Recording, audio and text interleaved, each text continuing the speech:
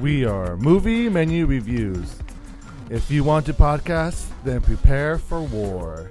Yes. Podcast Bellum. On today's menu, we'll be reviewing John Wick Chapter 3, Parabellum.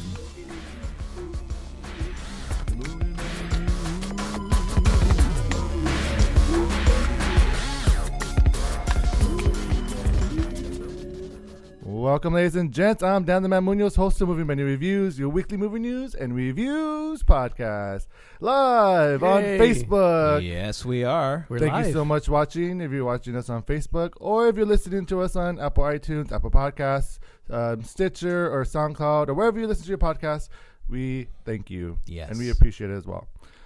Joining me today, as usual, is my co-host, Mike Stan. Hey, Mike. Hey, how's it going? Nice to see you. Nice to see you too. Also joining us today is our co-host and senior panelist, Z. Yes. Thank you. I'll be seeing you later. Oh, huh. Yeah. I think you're talking to Mike, right? No, He's talking to no one. I'm giving. You're talking to them out there. No, I'm giving you the John Wick lines, which okay. signify a whole lot more. I got you. Yes. Yeah. I see you. I see you. Before we get into the review, though, there was a couple of breaking news that came out this week. Yes. The first one that we will talk about has to do with the new Batman. Yeah. So Variety reported that Robert Pattinson is now going to be playing Bruce Wayne, a.k.a. Batman, in Matthew Reeves' The Batman. How many times can we say Batman? Batman. Batman. So, what do you guys think about this casting choice? Robert Pattinson being the new Bruce Wayne. Do you think it's going to be... Have you seen more backlash than when Ben Affleck was announced as Bruce Wayne? Equally, less? And do you just wish Christian Bale would just be Batman Forever? But not in Batman Forever because that movie wasn't... I mean, it was okay. I think Christian Bale could make Batman Forever and make it cooler. I have seen some backlash, and I think it has more to do with the fact that Robert Pattinson was a Twilight star.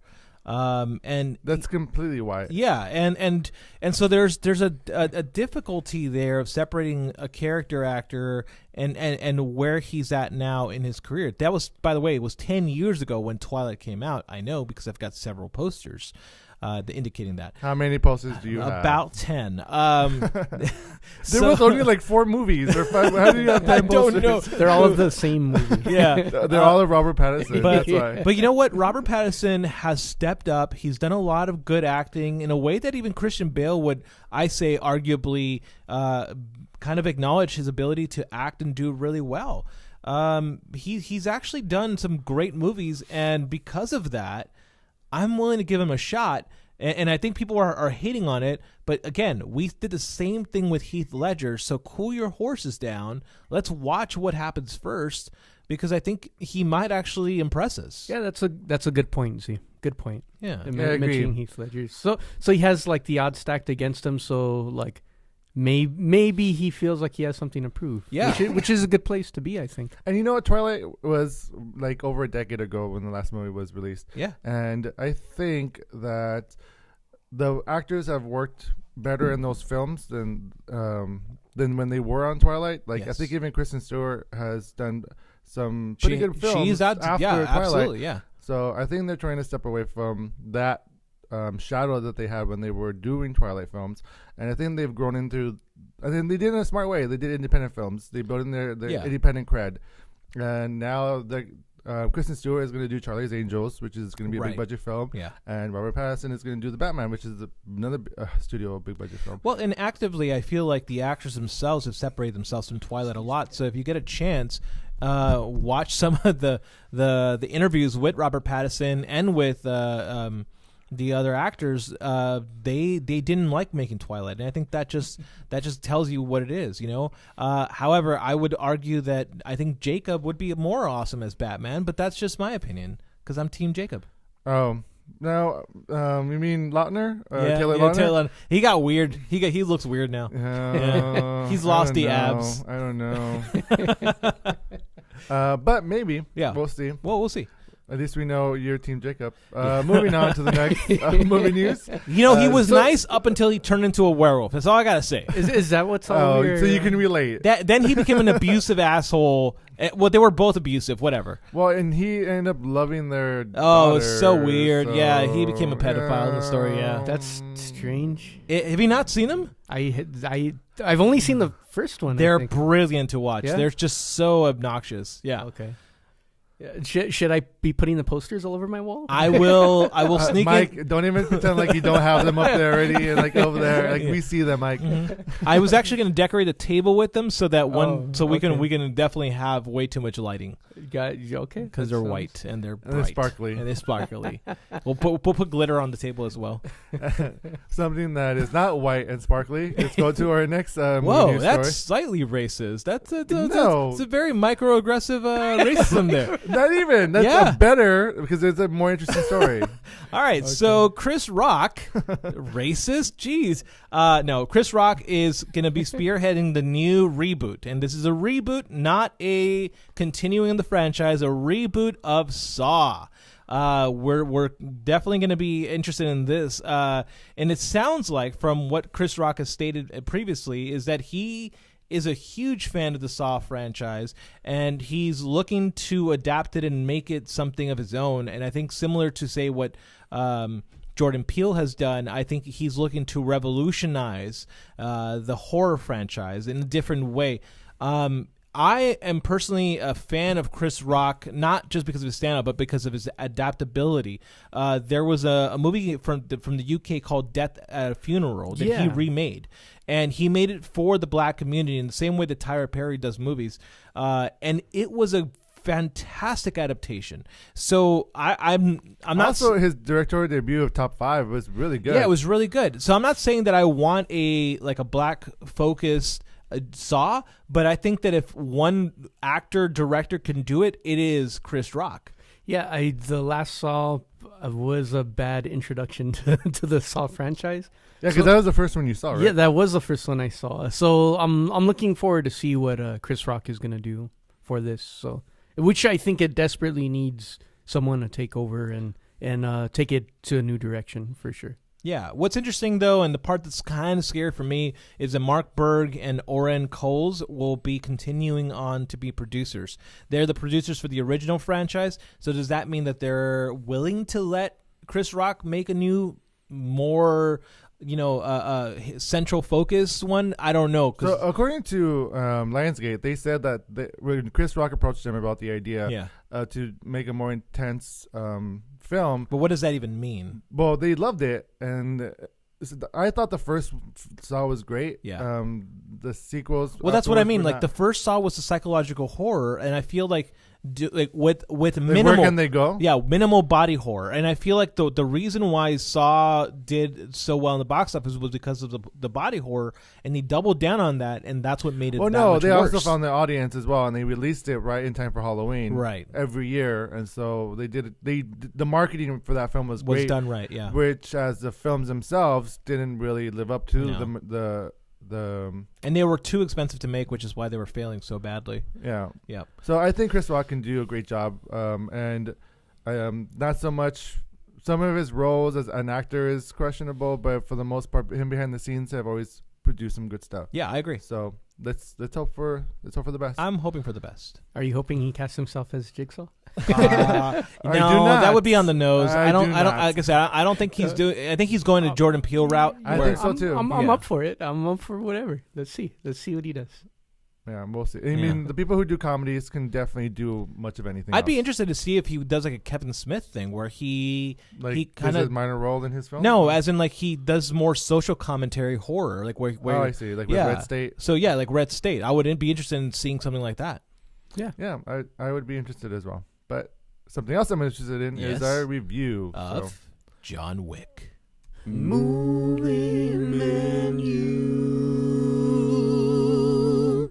So the film we're reviewing is John Wick Chapter 3, Parabellum, directed by Chad Stahelski, with screenplay by Derek Kolstad, Shay Haddon, Chris Collins, and Mark Abrams, based on the characters and story by Derek Kolstad. Here's the plot. Super assassin John Wick is on the run after killing a member of the International Assassins Guild, and with a 14 million price tag on his head, he is the target of the hitmen and women everywhere. Mm-hmm. Starring Keanu Reeves, Halle Berry, Lawrence Fishburne, and Ian McShane. All right, guys. We have all seen this film. Yes, we have. Depending on our spoiler-free review, we shall decide this movie is worth the dining and watching in the theaters, take out, wait and watch it at home, or leftovers. Get your nuts bitten by a dog. Okay, sure. I feel like that's the least violent thing that was in the film. I don't know. I kind of feel like, okay, that's fair. I'll say, Book to the Face was pretty aggressive. It was. It was. Yeah. That was very aggressive. It was. Okay, so on that note, let's go ahead. There's no points. Nope. No points. No guests. And we'll see which way we rate this film. Let's go ahead and rate. Mike, you can go first. Dine-in for me. Z? Definite dine-in for me.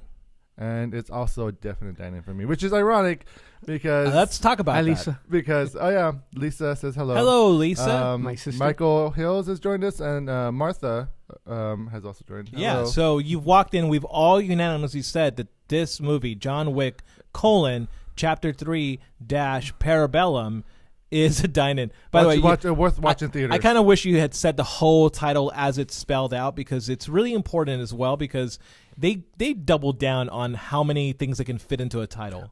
Well, it was also like, we didn't cover this in the news section, but it should be noted that there will be a Chapter 4. Yeah. So let's see how many titles they can add to that. Chapter 4 - War question mark? Question mark. Prepare. Yes. Times 2.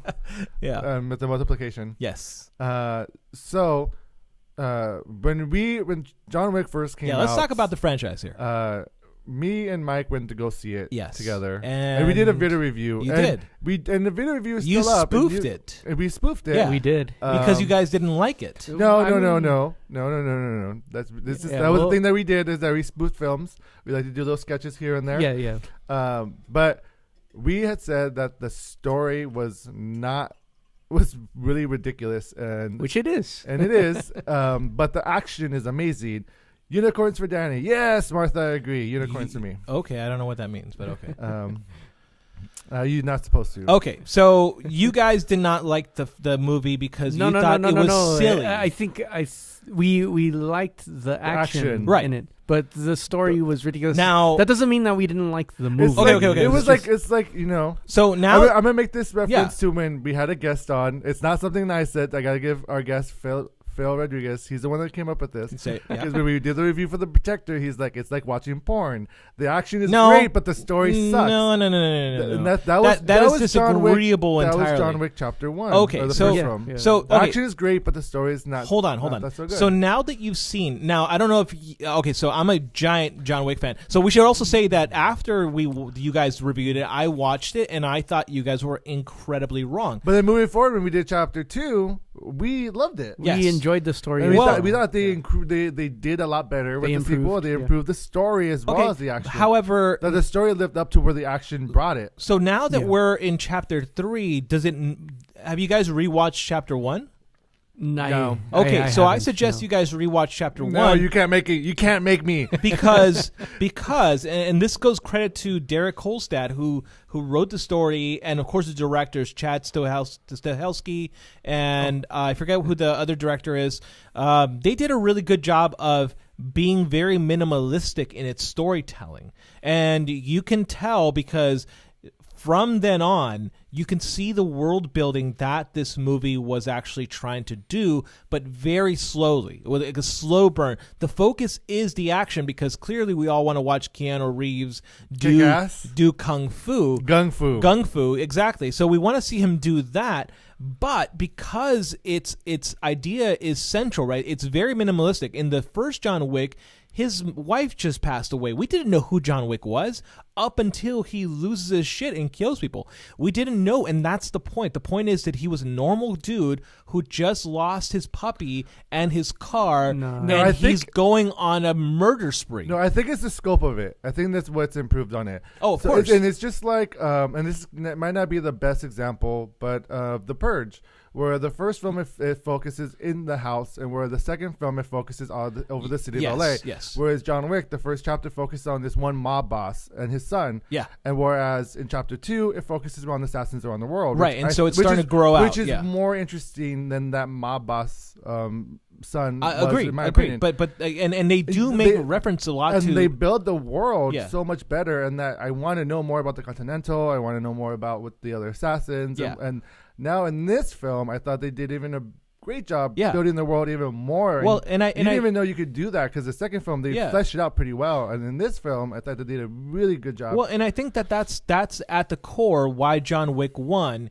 You should watch it again because it does all that world building, no explanations whatsoever. So when you get to John Wick 3, there's a reward for all of that work you've done, because in this one they show you a lot more of what the world is, how the players interact, who the high table is, and they show you that there are different orders in which that the whole world is acknowledging that there are assassins. And so I think that part 3 rewards all that work of not knowing what John Wick was all about, first one, and this one kind of like really does flesh things out. And I agree, movies don't do this. Sequels don't do this. Sequels usually fall apart really quickly, whereas John Wick 3 really gets you engaged right away. The storytelling and the world building is there, and mind you, watch the movie. This movie again. There's very little dialogue in the movie. It's a whole lot of action and from beginning to end. And I think that is less porn, more ballet. It's artistic in the way that it's showcasing. I agree. For this violence. film, definitely. We're talking about the porn part, which is funny. The first film. No, I think the first one was the same thing. The first one had that. No. And the first one, I mean. But this isn't a review for the first film. I agree, but I'm saying that there's some vindication as to whether or not John Wick 1 was great. I think. Well, you can't use like its sequels to prove that the first one was great. But I think in part 2 they already they deliver on their promise. I feel and that I think that was what was so rewarding already. Yeah. So in part 1 you get more of like the lore of this character, and you think people usually comment throughout the entire first movie. Mm-hmm. People comment on how amazing John Wick is, and then you see it. Yeah, well, you see a whole lot more of it in part 2, and you see a whole lot more of it in part 3. You see a lot in part 3, but there were a couple of things that I feel that were missed in John Wick 3. Yeah. Chapter 3. Well, let's talk a little. All right, sure. So now we're here for the review. Let's talk about John Wick 3. So John Wick 3 picks up right away. Right after the end. At the end of chapter 2. Yeah, John Wick has 1 hour to get to safety because he will be excommunicado. Is that correct? Uh-huh. And so that means that, and I love the way that they showcase what that actually meant. They were talking about it the whole time in part 2, and in this one you saw how to the second it was important that John Wick didn't get help from anyone who is in the Assassin's Guild, because if he did, there's consequences. There are consequences. And in this movie, they bring a new character in. They bring in the adjudicator, which is a stupid name, but no, that's great. I love that. Oh, and I was gonna say it's a dumb name, but it clearly represents exactly who that person is. And I didn't get the actress's name, but she is phenomenal in this role. She is. She's really good. And I guess the reason Asia Kate Dillon.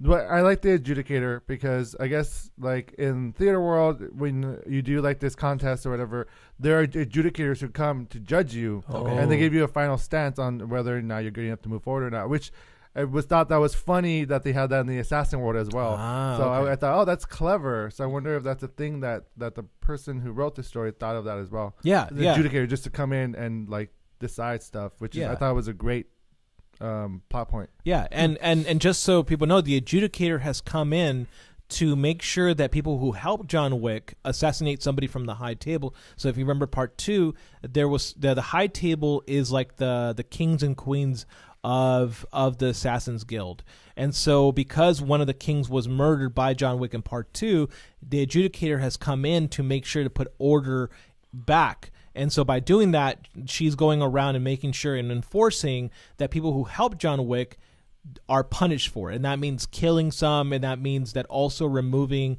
some from power. And it's a brilliant way of showcasing just how threatening the High Table actually is. And John Wick is caught in the middle of all of this. A story that began with a puppy and a car has become a story about revolution. Someone I didn't mention about who was also in this film is Angelica Houston. Yeah. Who I thought was like really nice to see her in this film. And she's playing the director. Yeah. And I don't want to spoil anything, but she does play a really important role. And I even thought that the way that they showcase like her part in the John Wick lore was so key. But yeah, so that's what I kind of like loved about this movie, is that it's very minimalistic in the way that it introduces things.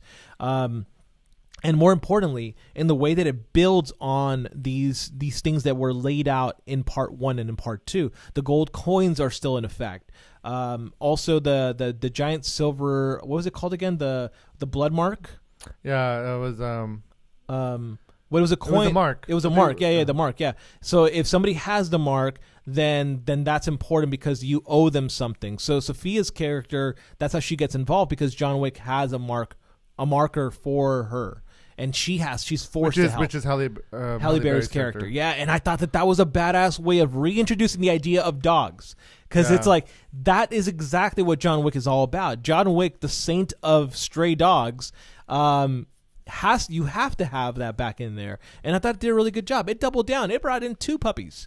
It did a really good job. I don't know if they were puppies. No, they were not. They were not. But the German Shepherds were pretty amazing as well. They got in on the action this time. They were good boys. Even Halle Berry did a pretty badass badass job kicking ass. Yeah, and what I heard. I will say though, there were some moments where you could tell that the stunt people were doing a lot of the work. Yeah. And I was like, they were overacting for Halle Berry. Yeah, for Halle Berry. Well, and for the dogs. For the whole sequence of action.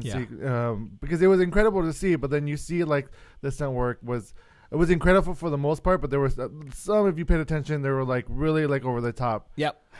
I mean, listen, anytime you see 2 people standing over somebody and one person's attacking at a time, it's indicative of just simply choreography, and you could see that. Whereas with the John Wick character, they're all coming at him at one time, and it's brilliant. I think the other part that really stuck out for me was I forgot the actor's name, but it's he's the Asian character. Let me look him up. Yeah. And he is brilliant in this movie because he really showcased he's the audience in a huge way. And I think that there's a trailer for it or a commercial out. I think Zero. I think that's the character's name. Mark the Koskas. And he plays such an amazing martial artist, and I remember talking to Christopher T. Wood about this. When you're bringing a character in from retirement, you have to make it so that the people he's fighting are equals to him. Do you remember that when he was talking about that? Yeah. And I thought that Mark's character, the Caucasus character, Zero, does such a brilliant job of being an equal to John Wick. He's not the same as Common from... Was it Common? Yeah, Common. Yeah, he was not the same as Common. He's, in fact, a better version of Common because his physicality is even better than John Wick. And more importantly, he's a huge fanboy. And I love that. Where he's like, John Wick, I've been wanting to meet you all this time. We've all heard about how amazing you are. And you're just seeing how fanboy he is, but he still has a role to play in the world. And that was brilliant. I think that was where it missed. Did you not like that? No. I thought it was fun, but I think throughout. But you hate fun, Mike, right? I mean, clearly you hated John Wick 1, so both of you hate fun. Throughout the film, you see how tough these characters are. Where by the time they meet John Wick, it's like the equivalent of like in the Predator, where the Predator like just throws the lead characters, but he's like ripping the other characters in half. Yeah. Like these characters are clearly like overpowered, but it seems like they're constantly giving John Wick a chance. Like, yeah, but I like that. We'll cut you, but We'll wait for you to get back up. Yeah, but it's kind of like, but it isn't. It's honor. But it isn't. It was exactly that. It was honor. But it's life or death though, because then John Wick gets up and kills him. So, but not. I mean, is it the smartest thing? No, but it's honor. But I felt like that's where the miss was. But no, I get it. It's, because that part, it seems like if you didn't realize or realize that it's life and death, it could be like lazy writing. Yeah, like we can't let John Wick but die. But I don't see it as lazy writing. I just see it as like these people, as Dan was saying. These people respect John Wick enough to give him a chance to fight because to give him a chance to let John Wick kill him because they that's know what happens. But John Wick has at that point he's already killed like 100 people, so like he's exhausted, and you want to fight your hero at his best. So Jovan. Hi, Joe. Hey, Joe. You said it's called respect, Michael. Yes, clearly. Also, Mike, hi, Eric. Mike does not respect nor have honor. We've known this forever. Yeah, all I'm saying is if someone's like punching you, no, if it's a life and death situation, Dan, punch him. you know. Oh! I respect you, Dan. And then he stabs you because he clearly does not respect you. Yeah, no, but you know what I mean. Where it's just like it's kind of like a trope. They let John Wick down. They let John Wick down easy, you know. And it's like you know that these characters could have taken. I mean, I guess they might have, but John Wick did not have it easy. No, he did not. He did not. Yeah, the whole movie. Yeah. In the very end, you know, I'm talking about the. Well, let's not talk about that. Yeah, let's not at talk the about moment. That. Can we also talk about the comedy in this? Because I think for you guys missed the comedy in the first one. And so, oh no, we got the comedy in the first one. But it was like campy, ridiculous. it was dumb, exactly. And this movie has the exact same fashion of comedy and dumb. No, I think this franchise is doing what franchises should do, and it should grow into evolve into what it is. And I feel like by the third film, it knows exactly what type of film it is. Yeah. And like the adjudicator, I loved her character because she was very campy, very out of character in this world. Like her personality would not be someone who you would expect to be. She clearly in comes the from a table. different movie, and you're just kind of like, where's she coming from? But it fits and it works. Yeah. And I really liked that part because she was very confident. Yeah. Like very confident and not scared at all. She's like standing right next to John Wick, knowing that he can kill her with a pencil, with a book. And she's there very campily standing there going like, you are going to obey my rules. Yeah, exactly. Which was great. And what did you guys think about this? Move over to the action part of the movie. Oh, yeah. So the action starts off right away. Fast. Even before... it starts with a book. But it starts with a book. What did you guys think about that fight sequence? And all the fight sequences with everyone involved. Such a great starting fight sequence. Oh, it was like, I forget who the actor. Oh, not the actor. It's a basketball player. He's just fighting it looks like he's just fighting a giant. Yeah, that's a great way to start the film inside a library. It's and I love how campy it is too, because the giant guy, he's like, shh. Don't make a loud noise. You're in a library, as he's smashing his John Wick's face into a bunch of books. And you're like, this is ridiculous. My entire theater was laughing that entire sequence. And then, of course, the audience stopped and went, when you saw what John Wick does with the book. Yeah. Mine did too. And it's like, it doesn't hold back from the beginning. It's really, it sets up, okay, this is the type of world we're going to continue in. It's where we left off in the next one, but we're going to push it even further. And I felt like the stunt work in this film, they pushed it even more. And I was like, wow, what are they going to do if they do a next film? And now we'll find out, because they announced that they're going to do chapter 4. Yeah, and the action, I feel like, has also evolved with John Wick, because I feel like in the first film they did the gung fu, which was mostly all guns. Yes, he didn't do much guns and knives. He used a lot of knives. But in this one, now it's like they've expanded his repertoire with weaponry and his martial arts and his skills, and I thought that was even more brilliant. Well, and we know he can do it because of the Matrix. Yeah. Well, and I think that it's also serving within character, because in the first one he was retired. In the second one, right, like people keep asking me, am I coming out of retirement? You know what? That entire sequence where then he in part 2 has to reacquaint himself with the world and sharpen his claws again. But he's still failing. And in the third one, he's been shot, he's been stabbed, right? We watch part 2, so he's kind of like limping his way through most of this movie, and you're seeing the growth of his violence. And so I'm hoping the fourth one, you're getting a John Wick that's gonna be like entirely like the Baba Yaga, right? He's gonna be the boogeyman, or the man they sent to kill the boogeyman, because he is that, and you can see that growth of a villain. And I think that's another thing we need to note, is that John Wick is not a good guy. He's doing some really awful shit to disrupt the system that's in place. So are we rooting for the villain? I really like in the very beginning, for the first fight sequence, John Wick asks the character, "Do you really want to do this?" Yeah. And so it's kind of like he's warning the character, like, I'll take you out if I have to. Yeah. And he's talking to a giant. Yeah, and they're like, and you see that they have some type of past established as well. So, and John Wick doesn't want to do the battle, but he's forced to. So I don't know. Like, I wouldn't say he was probably it's more like an anti-hero, I would say. Okay. Than a straight villain. Okay. And then right after that sequence, you get to the knives scene. Yeah. Which was great. so much fun.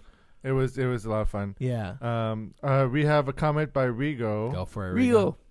He says, "Are you angry, Michael?" Why are you better angry? believe I'm angry. I did go to see this with Rigo and Joe, and we were all punching each other after. I believe that. Yeah. And, Rigo hit me with a book. No, he didn't. In the balls repeatedly. So, what did you guys think of them bringing Halle Berry on for this film? Yeah. How did you enjoy her sequence? Well, again, right, like, we're living in a world that's campy, and it's knowingly campy. And so bringing Halle Berry in, somebody who is notorious for winning the Razzie Awards for Catwoman, I think was a good move, because you had to introduce new blood into this world. They do a really good job of introducing her. Again, in the same way, and I swear to you guys, watch John Wick 1, in the same way where they don't give you a full backstory, they just give you just enough. You really understand her character, and I think that's the brilliant part of this minimalistic approach of showcasing stories. And so that's, I think, what's really great. Now, another reference is Mad Max Fury Road. Mad Max Fury Road had the same amount of minimalistic storytelling, right? And John Wick is the same way. John Wick 3 is exactly the same way, where the first portion is a chase. People are chasing John Wick. The middle portion, where it slows down, it's him looking for something. And then the last portion is him hunting down. And I think that, again, right, that's great storytelling. I think Halle Berry played a central role, and I'm hoping she comes back. Agreed. Yeah, it looks like she's going to. I hope so. I mean, there's no indication that she will or will not. Yeah, I thought it was great. I enjoyed it. I think there was only one sequence, one of her action sequences where I felt like she was truly in danger. But the rest of it was like, I mean, it was fun to watch, but it was just, there was one scene in particular where it was like, uh-oh. But for the most part, like, I wasn't afraid for her. Yeah. I was. I wasn't afraid for John Wick until probably close to the end, and I think they did a good job with setting stuff up. Yeah. I think so too. Yeah, I'm really curious to see what happens after this, because I have theories. Yeah. We all have theories, but we can't talk about it on this show we because it's a spoiler-free show. Now, Dan, you were talking about the Continental. Do you feel like you got enough history of Continental in this movie? I could always know more. Yeah, they are in fact looking into making a TV show. I would love that. Yeah. I would love to see how it started, why the high table have the Continental. Yeah. Because it's like a cool space. It's like when you would play tag, like it was like you can't go here or some. It's the safe space. Yeah. So I wonder how that started. Yeah. Maybe they were playing tag one day and they're like, we need a safe space. Yeah. They're playing tag with knives. How else do you play tag? With guns, Mike. With guns. Yeah. I also think that they really build a little bit on the world of assassins too. We had not heard the word assassin until this movie. Good point. They do actually really refer to it like nobody knows where the word assassin comes from, and they do a really good job. I felt from like showing you how deeper and darker the world is, and more importantly, different factions that there are. In the first movie, the director had talked about how the assassins have their own faction, but so do the cops. And I'm hoping that in the last one they showcase the other factions that are involved, because that would be really cool. Oh yeah. I also should mention that Braun is in this film. Yes, he's the one who delivers that line. Yeah, because that's made me think of it. Yeah. You also get a cameo from Jerome Flynn. Jerome Flynn. You also get a cameo from the actor who plays the Penguin on Gotham.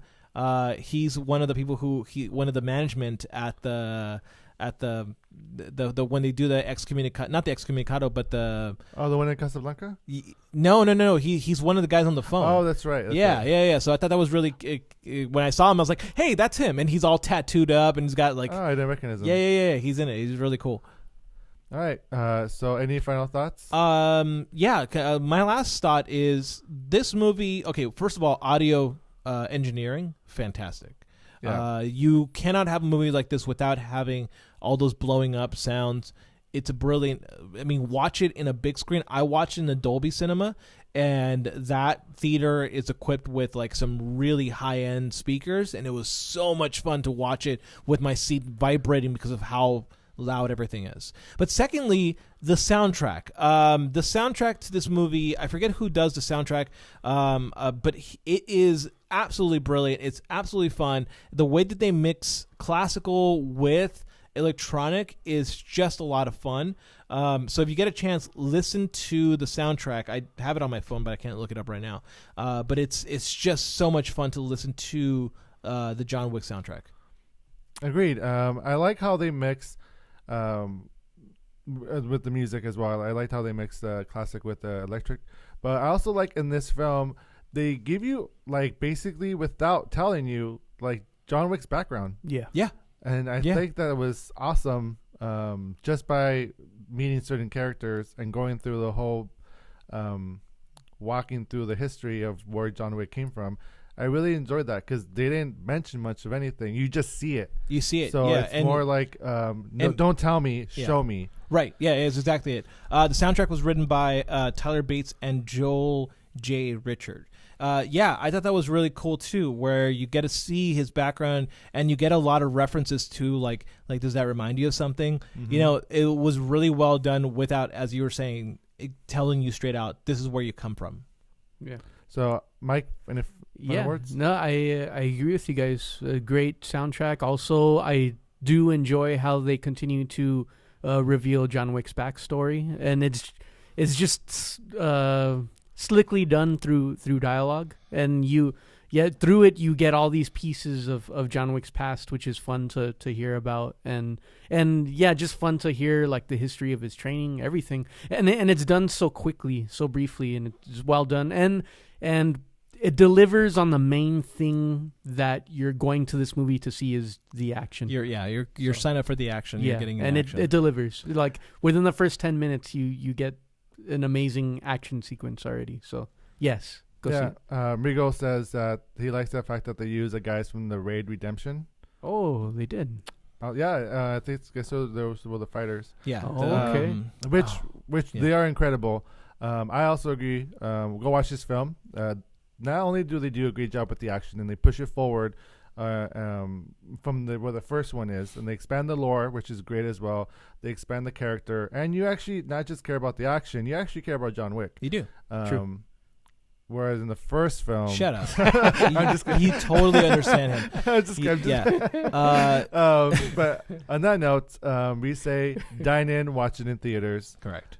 Thank you so much, Mike, for being on the show. Thank you. Thank you so much, Z, for Thank being on you. the show. Thank you guys for not shooting me in the head or beating me up with a book or stabbing me with a knife. I greatly appreciate it.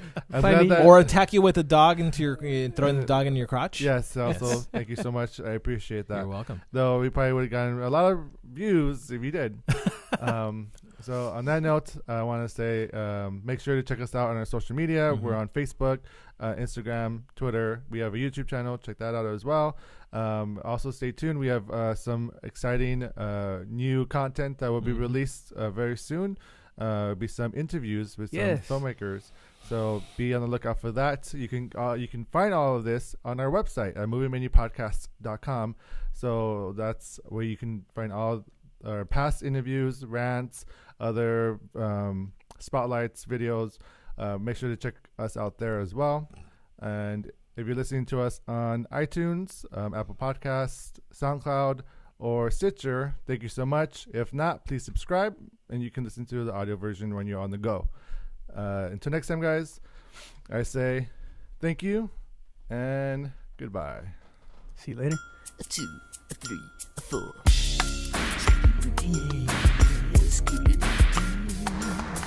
Scooby-Doo.